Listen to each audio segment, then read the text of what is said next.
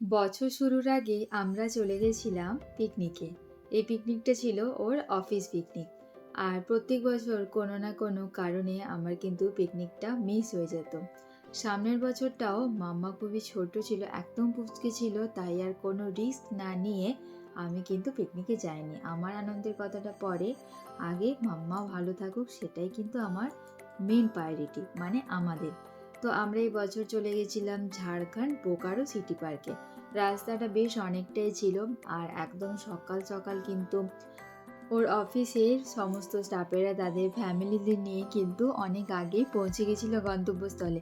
আর আমরা একটু দেরি করে বেরিয়েছিলাম, ওই আর কি মাম্মা যেহেতু পুচকে, তো ওকে একদম সকাল সকাল ঠান্ডাতে ওকে নিয়ে একটু অসুবিধে হতো।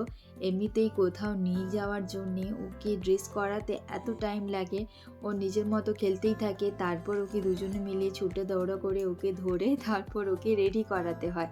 তো সেই জন্য আমাদের একটু দেরি হয়ে গেছিলো। মোটামুটি সকালবেলায় আমরা এখানে 11:45 নাগাদ পৌঁছে গেছিলাম। আর বাড়ি থেকে তো ওকে ব্রেকফাস্ট করিয়ে নিয়ে এসেছিলাম, ইভেন আমরাও করে এসেছিলাম।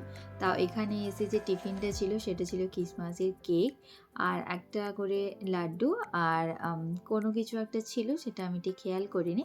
আর ছিল chicken pakora, fish pakora, coffee, আর ছিল পনির পকোড়া।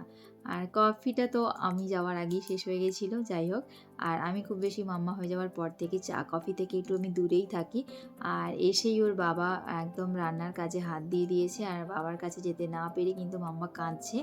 আর খাওয়া দাওয়াতে নিজের খাবারটা ছেড়ে কিন্তু বড়রা যে খাবারটা খাচ্ছে, মানে পনির পকোড়া, চিকেন পকোড়া, ফিশ পকোড়া, ওগুলো কিন্তু ওই দিনের জন্য ওর একদম বাদ ছিল না। ও কিন্তু একটু একটু করে সবই খাচ্ছিল। তারপরে এখানে আমি ওকে একটু ঘুরিয়ে দেখাচ্ছিলাম পুরো গ্যাদারিংটা কিন্তু মোটামুটি বেশ ভালোই ছিল। আর পিকনিকটা হচ্ছিল সিটি পার্কের বাইরেটাতে। তো ভেতরটাতে আমরা এইবারে চলে এসেছিলাম। তো সবাই মিলেই বেরিয়েছিলাম। তো এইখানে মাম্মার জন্য আমরা আটকে যাই আর কি। তো ওর এই ভিউটা খুব ভালো লাগে, এই যে দাঁড়িয়ে রয়েছে না সিঁড়ির মতো, ওখান থেকে কিছুতেই ও যেতে চাচ্ছিল না।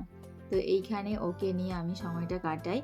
আর মাঝখানে ও খুব জেদ করছিল এটার থেকে উঠবে, আর যদি বাই চান্স স্লিপ খেয়ে পড়ে যায়, তো সেই কারণে আমি ওকে আর তুলছিলাম না, মাঝেও একটু কান্না শুরু করে দিচ্ছিল।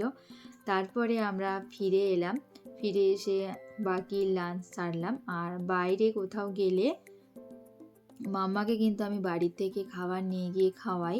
বাইরে খুব একটা ও খেতে চায় না আর কি, এখনও তো ও ছোট রয়েছে। তো বাইরে খুব একটা ওকে যে ডাল ভাত মাখিয়ে দেবো, ও কিন্তু খুব একটা খেতে চায় না। তো বাড়ির থেকে কিন্তু আমি খাবারটা নিয়ে গেছিলাম।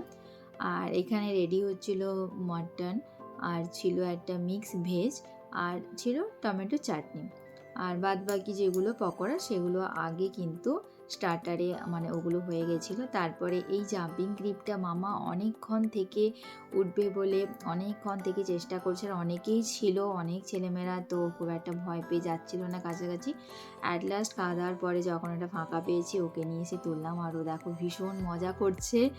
আর পাশে যে মেয়েটি রয়েছে ও কিন্তু আমাদের টিমের নয়, তা ওই মেয়েটিকে দেখে ও কিন্তু অনেকটাই মজা করছে, ওকে একটু ইন্সপায়ার করছিল। আমরা ওকে বলছিলাম যে ওকে একটু কাছে নিয়ে যাও যাতে ও এটাতে একটু এনজয় করে, না হলে একা ভীষণ ভয় পাচ্ছিল।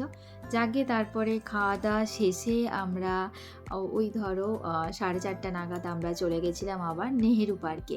পার্কটা কিন্তু গ্যাদারিংটা বিশাল বড় ছিল, আর বেশ ভালো ছিল গ্যাদারিংটা, অনেক কিছু দেখার মতো যেমন ছিল তেমনই একটা বেশ ওয়াকের জায়গাটুকু ভালো।